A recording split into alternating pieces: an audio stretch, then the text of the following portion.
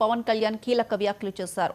మరో 15 ఏళ్లు కూటమి ఐక్యత కొనసాగాలని అన్నారు. కూటమి ఐక్యత దెబ్బతీసేందుకు ప్రయత్నిస్తూ ఉంటారని, చిన్న ఇబ్బందులు ఉన్నా సర్దుకుపోవాలని వ్యాఖ్యానించారు. కూటమి ఏర్పాటు కోసం తాను చేసిన ప్రయత్నాలు ఫలించాయని చెప్పారు. ఇప్పుడు అభివృద్ధి పదంలో ఏపీ ముందుకు వెళ్తోందన్నారు. ప్రభుత్వాన్ని చూశారు. కూల్చివేతలతో మొదలైన ప్రభుత్వం, రోడ్లు వేయని ప్రభుత్వం, కనీసం రహదారుల్లో గుంతలు పూడ్చని ప్రభుత్వం. కానీ ఈ రోజున మన ఇన్ని ప్రతి ఊర్లో కూడా ఊరికి మధ్య గుంతలు పూడ్చడంతో పాటు రహదారులు నిర్మిస్తూ ఉన్నాం. హైవేలు ఈ రోజున గడ్కరీ గారి ఆశీస్సులతో మనం ప్రారంభిస్తూ ఉన్నాం.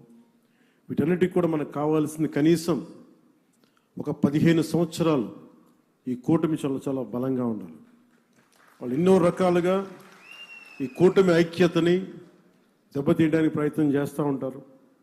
వీటన్నిటిని మనం కొంచెం జాగ్రత్తగా ఉండాలి, ఎరుగుతూ ఉండాలి. నేను ప్రత్యేకించి ఈ కూటమికి నేను ముందుండి కృషి చేయడానికి కారణం ఒకటి 5 కోట్ల మంది మన ఆంధ్రప్రదేశ్ ప్రజలు దేశ అభివృద్ధిలో చాలా బలమైన భాగస్వామ్యం వహించాలి. ఆంధ్రప్రదేశ్ ఖ్యాతి మొత్తం తెలియాలి. మన వెనకబడ్డతనానికి తిరిగి దాటుకుని అభివృద్ధి పదంలో పరిగెట్టాలని ఒక్క సదుద్దేశంతో నేను చేసిన ఈ ప్రయత్నం ఈరోజు సఫలమై ఈ రోజున ఇంత పెట్టుబడులు వస్తున్నాయి. ఎందుకంటే ఒక బలమైన నాయకులు కావాలి, చంద్రబాబు గారి నాయకులు కావాలి. దేశం మొత్తం ఒకటే తాటిపై నడిపించే బలమైన నాయకులు శ్రీ మోదీ గారు. వీరందరి ఆశీస్సులు ఉన్నాయి, వీరందరి కృషి ఉంది.